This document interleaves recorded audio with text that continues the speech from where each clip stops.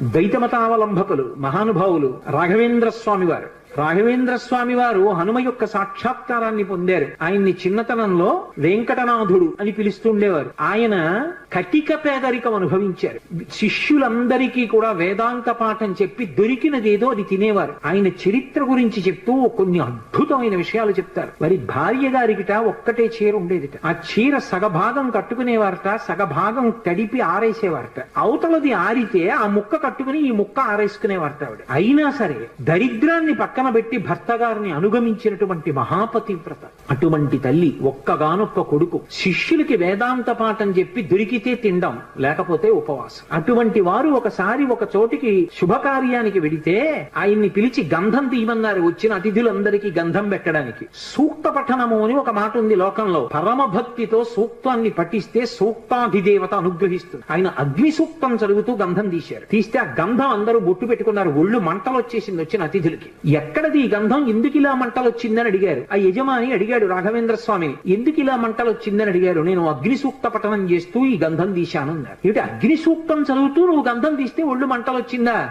నువ్వు వరుణ సూక్తం చదివితే చల్లబడుతుందా అన్నారు. చల్లబడుతుందన్నారు. ఏది వరుణ సూక్తంతో తీయన్నారు. ఆయన వరుణ సూక్తం చదువుతూ గంధం తీశారు. ఆ గంధం పెట్టుకుంటే అందరికీ ఒళ్ళు చల్లగా అయిపోయింది. అంతటి మహానుభావుడు సుధీంద్ర స్వాముల వారిని వారి గురువు గారి ఆజ్ఞ మేరకి అకస్మాత్తుగా వారు సన్యాసాశ్రమం తీసుకుని రాఘవేంద్రుడు అన్న పేరుతో ద్వైతమఠాధిపతులు అయ్యారు. వారు మన ఆంధ్రదేశంలో మంత్రాలయం దగ్గరే హనుమ గురించి జపం చేస్తే పంచముఖాలతో ఆంజనేయ స్వామి ఆయనకి ప్రత్యక్షం అయ్యారు. పంచముఖ ఆంజనేయ స్వామిని ఉపాసన చేసిన మహాపురుషుడు. ప్రహ్లాదుడి యొక్క అంశలో వచ్చాడు అంటారు రాఘవేంద్ర స్వామి. ఎంతమంది హనుమత్ సాక్షాత్కారం పొందారండి. అంతటి మహానుభావుడు. అటువంటి హనుమ లోకంలో ఎవరికి ఏది ఇవ్వలేనిదన్నది లేదు.